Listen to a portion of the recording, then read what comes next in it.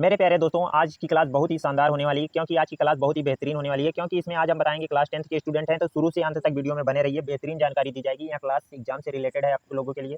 विज्ञान के अर्थात साइंस साइड के स्टूडेंट हैं आप लोग, तो बहुत ही ज़रूरी है इस वीडियो को बिना स्किप किए हुए देखना, क्योंकि आप लोगों को धातु और अधातु के बारे में ज्ञान ना हो तो समझो विज्ञान की कोई भी कड़ी के बारे में नहीं समझ सकते हो। आपको बता दूं, धातु को इंग्लिश में मेटल कहते हैं। ऐसे तत्व जिनमें एक अलग ही प्रकार की चमक हो तथा आघात वर्धनीयता का गुण हो, जिनमें तन्यता का गुण हो, ऊष्मा के संचार का गुण हो, विद्युत चालकता का गुण हो, ठोस अवस्था में उपस्थित हों, ऐसी तत्वों को हम मेटल कहते हैं। आइए सीक्वेंस में समझते हैं।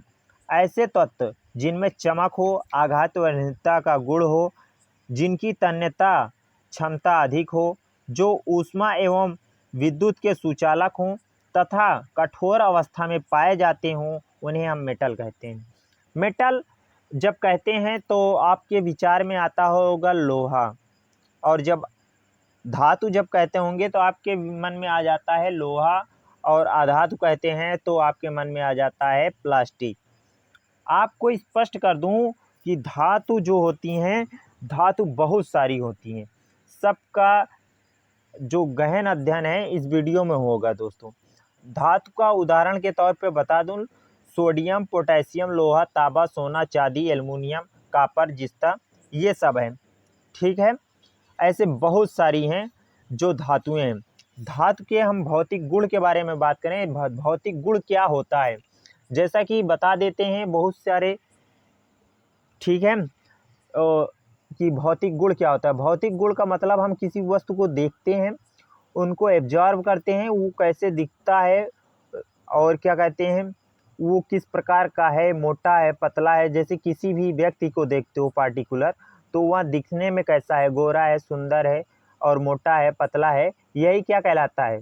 जब देखने में जो चीज़ पता करता है वही भौतिक गुण कहलाता है। जैसे हम धातु को देखते हैं तो वो कैसी लगती है, उसे छू कर दबाते हैं तो वो कैसा लगता है, उसे पीट कर देखते हैं तो कैसा लगता है, उसमें हम बिजली छुआते हैं तो वो किस प्रकार का बिहेवियर करता है, और हम उसमें उसको जलाते हैं तो वो किस प्रकार का, अगर उसको हम पीटते हैं तो इस प्रकार की ध्वनि करता है। ये सब जो बिहेवियर हैं वो भौतिक गुण के अंतर्गत आते हैं। आइए समझते हैं।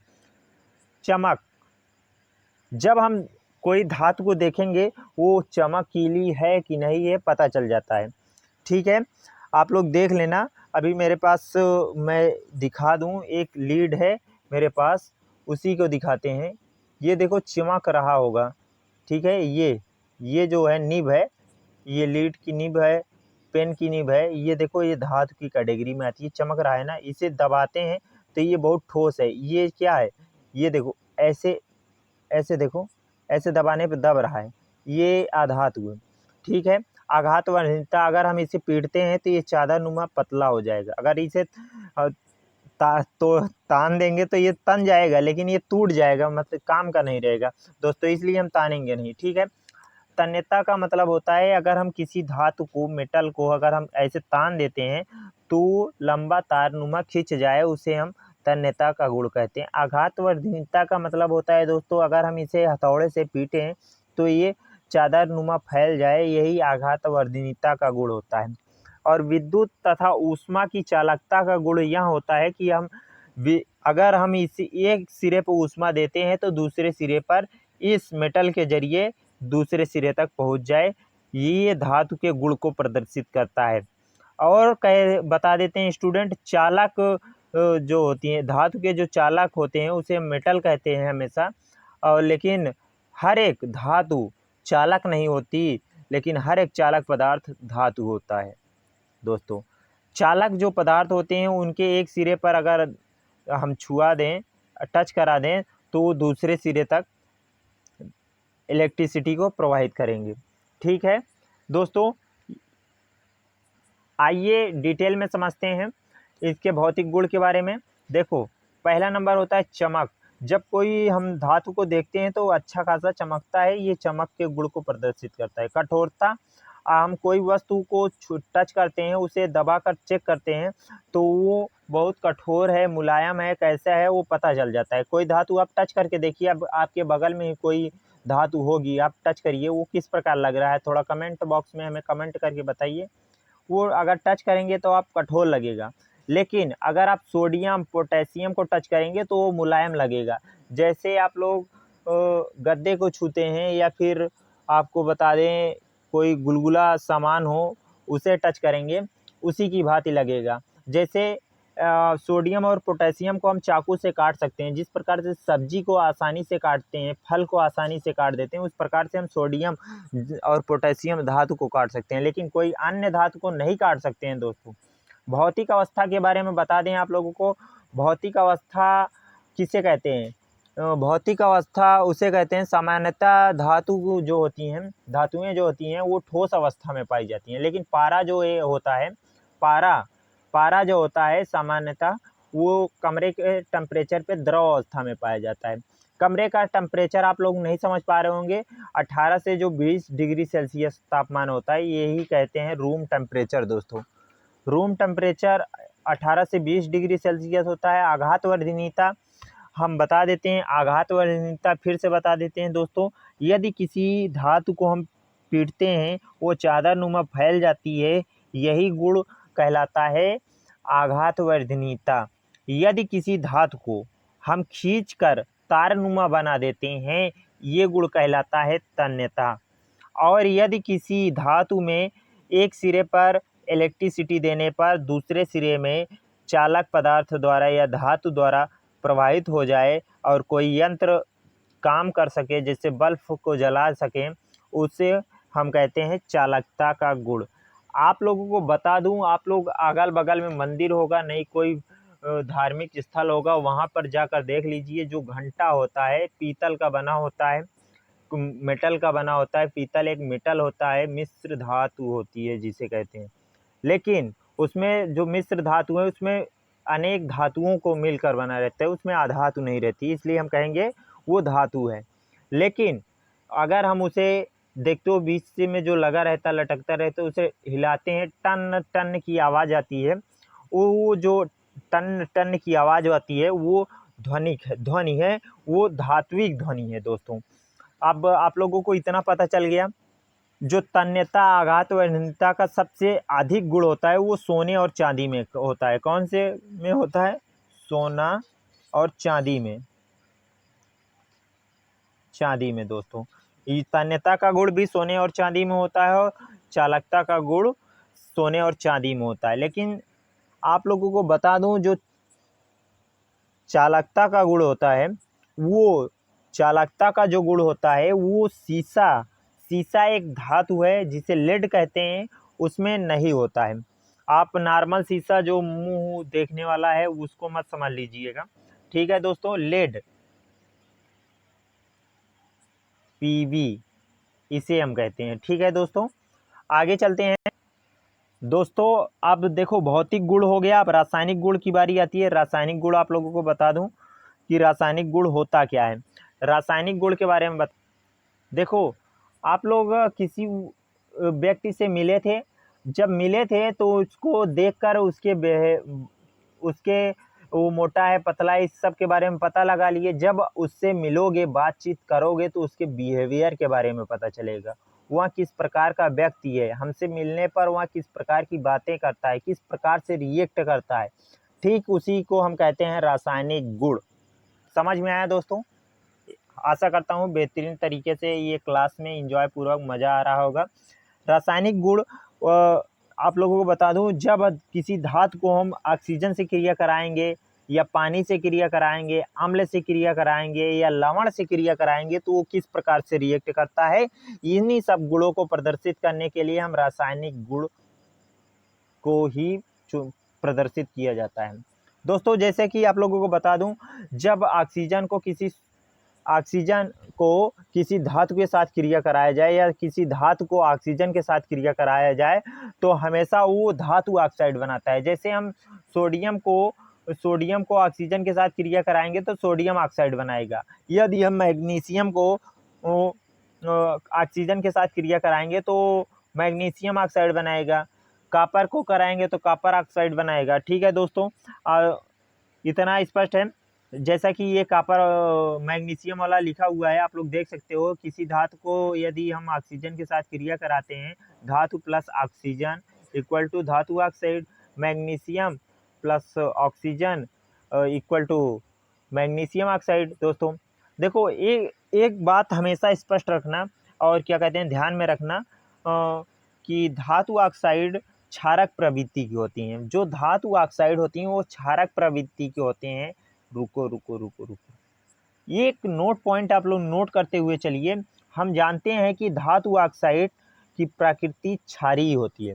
नोट करिए, हम जानते हैं कि धातु ऑक्साइड की प्रकृति क्षारीय होती है, लेकिन एल्युमिनियम ऑक्साइड तथा जिंक ऑक्साइड एक ऐसी धातु ऑक्साइड है जो अम्लीय तथा क्षारीय प्रवृत्ति दोनों प्रकार की होती हैं। ये जो एग्जाम है बोर्ड का, यूपी बोर्ड का एग्जाम है, इसमें पूछा ही जाता है हर बार। लगभग आप लोग सेट उठा के देख लेना, एक क्वेश्चन ये पूछा जाता है 1 नंबर में ऑप्शन में। ठीक है, ये वाला पॉइंट आप लोग नोट डाउन कर लीजिए जल्दी से। आशा करता हूं दोस्तों नोट कर लिए होंगे। चलते हैं आगे। चलें, जब दोस्तों ऑक्साइड की बात हो रही है तो हम बात कर लेते हैं उभयधर्मी ऑक्साइड की। उभयधर्मी ऑक्साइड के बारे में बता देते हैं आप लोगों को। ऐसे धातु ऑक्साइड जो अम्ल तथा क्षार दोनों से अपक्रिया करके लवण तथा जल प्रदान करते हैं, उसे हम उभयधर्मी ऑक्साइड कहते हैं। दोस्तों ऐसे धातु ऑक्साइड जो अम्ल तथा क्षार दोनों के साथ अपक्रिया करके लवण तथा जल प्रदान करते हैं, उसे हम उभयधर्मी ऑक्साइड कहते हैं। जैसे Al2O3 HCl AlCl3 प्लस जल। ठीक है दोस्तों, अब देखते हैं, बता दें जैसे रासायनिक प्रक्रिया में सेकेंड वाला पॉइंट था, पानी के साथ रिएक्ट करके क्या बनाएगा। जैसे कि ये पीछे दिया हुआ है, देख सकते हो, पानी के साथ क्रिया करके धातु का रासायनिक गुण किस प्रकार से रहेगा। तो आइए समझते हैं। धातु होती हैं वो जल के साथ क्रिया करके क्या बनाएंगी। ठीक है, धातु जल से अपक्रिया करके संगत धातु हाइड्रोक्साइड तथा ऑक्साइड बनाती हैं और हाइड्रोजन गैस उत्पन्न करती हैं। इतना स्पष्ट है। जब धातु को हम जल से अपक्रिया कराएंगे तो संगत हाइड्रोक्साइड या ऑक्साइड कह लेते हैं और हाइड्रोजन गैस बनाती हैं। जैसे हम सोडियम को जल से अपक्रिया कराएंगे तो सोडियम हाइड्रोक्साइड प्लस जल, या फिर कैल्शियम को कह लें, कैल्शियम को जब जल से अपक्रिया कराएंगे तो calcium oxide plus hydrogen gas release होगी। दोस्तों आगे चलते हैं। आप लोग इतना समझ में आया जल से अपक्रिया करने पर क्या देगा। जल से अपक्रिया करने पर हाइड्रोजन गैस मुक्त करता है तथा हाइड्रोक्साइड बनाता है। ठीक है, या ऑक्साइड कह लीजिए। ठीक है दोस्तों, इतना स्पष्ट है। आगे चलते हैं दोस्तों। कुछ धातुएं जैसे मैग्नीशियम ठंडे पानी से अपक्रिया नहीं करती हैं, अपितु गर्म जल के साथ अपक्रिया करके हाइड्रोक्साइड तथा हाइड्रोजन गैस बनाती हैं। कुछ धातुएं जो होती हैं ठंडे पानी से अपक्रिया नहीं करती हैं, गर्म पानी से अपक्रिया करके हाइड्रोक्साइड तथा हाइड्रोजन गैस बनाती हैं। जैसे मैग्नीशियम को हाइड्रोजन मतलब कि जल के साथ क्रिया कराएंगे तो क्या बनाएगा, magnesium hydroxide plus hydrogen gas release करेगी। कुछ धातुएं ऐसे होती हैं जैसे एल्युमिनियम, जिंक, आयरन केवल भाप के साथ अपक्रिया करती हैं। जो एल्युमिनियम है, जिंक है, आयरन है, वो भाप के साथ अपक्रिया करेंगी। और क्या कहते हैं, ये मैग्नीशियम जो है ये गर्म जल के साथ अपक्रिया करेगा। और सामान्य जल के साथ दोस्तों सोडियम और कॉपर कैल्शियम करेगा। ठीक है, कैल्शियम नहीं है दोस्तों, ये कॉपर है। ठीक है, सॉरी दोस्तों। ठीक है, ये जो सोडियम है और कॉपर है ये सामान्य जल के साथ क्रिया करेंगे, मैग्नीशियम गर्म जल के साथ क्रिया करेगा, एल्युमिनियम, जिंक और आयरन ये भाप के साथ क्रिया करेंगी। ठीक है, और आप लोगों को बता दूं, और अगला पॉइंट क्या था, अम्ल से क्रिया, रासायनिक क्रिया जो कराना है हमको धातु की अम्ल के साथ, तो अम्ल के साथ अपक्रिया धातु की सभी धातुएं, देखो सामान्यतः आप लोगों को स्पष्ट दिखाई देता होगा, हम मानते हैं। स्क्रीन पर। सभी धातुएं तनु अम्ल के साथ अपक्रिया नहीं करती हैं। जो सामान्यतः धातुएं होती हैं अम्ल के साथ अपक्रिया नहीं करती हैं, परंतु जब कोई धातु तनु अम्ल के साथ क्रिया कर लेता है या करती है तो वह संगत लवण तथा हाइड्रोजन गैस बनाती हैं। जब कोई भी धातु अम्ल से क्रिया करती है तो हाइड्रोजन गैस रिलीज करती है। जल से जब अपक्रिया करती है तो हाइड्रोजन गैस रिलीज करती है। ये कॉमन बातें आप लोगों को स्पष्ट होगी। तो देखो, जब रिलीज कर लिए तो देखो इसमें एक फार्मूला अपना लेना हमेशा, धातु प्लस तनु अम्ल इक्वल टू लवण प्लस हाइड्रोजन। जैसे मैग्नीशियम को हाइड्रोक्लोरिक अम्ल HCl के साथ क्रिया कराएंगे तो magnesium chloride plus hydrogen gas release होगी। तो एक नोट डाउन पॉइंट कर लीजिए, जैसे जिंक को हाइड्रोक्लोरिक अम्ल के साथ क्रिया कराएंगे तो HCl के साथ तो क्या बनेगा, zinc chloride plus hydrogen gas release होगी। दोस्तों एक पॉइंट नोट डाउन कर लीजिए, कुछ धातुएं जैसे लेड, कापर, सीसा, गोल्ड, इनको पॉइंट में नोट कर लीजिएगा। कुछ धातुएं जैसे लेड, कापर, सीसा, गोल्ड ये जल से किसी भी दशा में अपक्रिया नहीं करेंगी। जल से अम्ल से किसी भी दशा में अपक्रिया नहीं करेंगी, लेड, कापर, सीसा और गोल्ड। ठीक है दोस्तों, आशा करता हूँ आप लोग इसको नोट कर लिए होंगे। आगे चलूँ दोस्तों, जब क्लोरीन गैस के साथ कोई धातु क्रिया करती है तो वहाँ क्लोराइड बना लेती है। जब कोई धातु क्लोरीन के साथ क्रिया करती है तो क्लोराइड बना लेती है। जैसे मैग्नीशियम को क्लोरीन के साथ क्रिया कराएंगे तो मैग्नीशियम क्लोराइड बना लेगी। ठीक है, जब हाइड्रोजन के साथ अपक्रिया कराएंगे तो धातुएं हम कुछ न कुछ जैसे सोडियम, पोटेशियम और कैल्शियम ये हाइड्रोजन गैस के साथ संयोग करके लवण के सामान्य ठोस यौगिक बनाती हैं। जो लवण के समान होते हैं वो यौगिक बनाते हैं, जिसे हम हाइड्राइड कहते हैं। जैसे सोडियम प्लस हाइड्रोजन को मिला देते हैं तो सोडियम हाइड्राइड बना लेता है। ठीक है दोस्तों, हाइड्रोजन मतलब कि धातु की अधातु के साथ क्रिया कराने पर धातुओं की अधातुओं के साथ अपक्रिया को संयोजक कोष को पूर्ण करने की प्रवृत्ति के रूप में समझा जा सकता है। धातु संयोजक कोष के इलेक्ट्रॉन त्याग करके धन आयन बनाते हैं। जो धातु होते हैं संयोजकता कोष के इलेक्ट्रॉन को त्याग करके धन आयन बनाते हैं, लेकिन अधातु संयोजकता कोष में इलेक्ट्रॉन को ग्रहण करके ऋण आयन बनाते हैं। ऐसे यौगिक जो इलेक्ट्रॉन के आदान प्रदान से बनते हैं उन्हें हम आयनिक यौगिक या वैद्युत संयोजक यौगिक कहते हैं। दोस्तों इतना स्पष्ट है, आशा करता हूँ आप लोगों को। चलें आगे। धातु के रासायनिक गुण में 4 नंबर पॉइंट पे है धातु की क्रिया लवण से। तो धातु की अन्य धातु लवणों से क्रिया। ठीक है, जब हम कोई भी धातु को लवण के साथ क्रिया कराते हैं तो वो धातु हमेशा, जो धातु होती है हमेशा अधिक क्रियाशील तत्व के साथ, अधिक क्रियाशील धातु के साथ संयोग कर लेता है। जैसे यदि कोई धातु क्रियाशील लवण के विलयन में धातु से अधिक क्रियाशील को विस्थापित कर देती है। जैसा कि लोहा जो है, आप लोगों को अब जब हम विद्युत रासायनिक श्रेणी या क्रियाशील श्रेणी जो पढ़ाएंगे आप लोगों को, अगली क्लास होने वाली है, वो बहुत ही महत्वपूर्ण होने वाली है। देखो पहले एग्जाम्पल देख लो तो आगे बताते हैं। जैसे लोहा और कॉपर सल्फेट का विलयन है तो क्रिया कराएंगे तो जो कॉपर को विस्थापित करके लोहा जो है लोहा सल्फेट बना लेता है। ठीक है, ठीक उसी प्रकार जब हम जब लोहे के सल्फेट में कॉपर से क्रिया कराते हैं तो नो रिएक्शन प्राप्त होता है। अगली क्लास जो होने वाली है बहुत ही इंटरेस्टिंग होने वाली है, क्योंकि उस क्लास में आप लोगों को बताएंगे सक्रियता श्रेणी क्या होती है और जो है 1 से 30 तक के इलेक्ट्रॉनिक विन्यास बताए जाएंगे। जैसे hydrogen, helium, lithium, beryllium, boron, carbon, nitrogen, oxygen, fluorine, इन सब के को क्लास में ही याद करा दिया जाएगा। इसके परमाणु भार, परमाणु क्रमांक और द्रव्यमान संख्या को भी बताया जाएगा और इसके इलेक्ट्रॉनिक विन्यास बताएंगे। पहली कक्षा में कितने इलेक्ट्रॉन है, दूसरी कक्षा में कितने इलेक्ट्रॉन है तथा तीसरी कक्षा में कितने इलेक्ट्रॉन होंगे। इन कक्षाओं का नाम बताएंगे तथा इन कक्षाओं की खोज किसने की है ये भी बता देंगे हम आप लोगों को। दोस्तों बस अगले क्लास का इंतज़ार कीजिए। अगर रेगुलर स्टूडेंट हैं आप लोग हमारे इस चैनल पर तो चैनल को सब्सक्राइब किए होंगे, नहीं किए हैं तो अभी तक कर लीजिए और बेल आइकन को प्रेस कर दीजिए और अपने दोस्तों को शेयर कर दीजिए। उनको भी कहिए कि चैनल को सब्सक्राइब कर लें और बेल आइकन को प्रेस कर दें ताकि इस प्रकार की क्लास का नोटिफिकेशन सबसे पहले आपके पास पहुंचे। स्टूडेंट मिलते हैं अगले वीडियो में। Bye bye.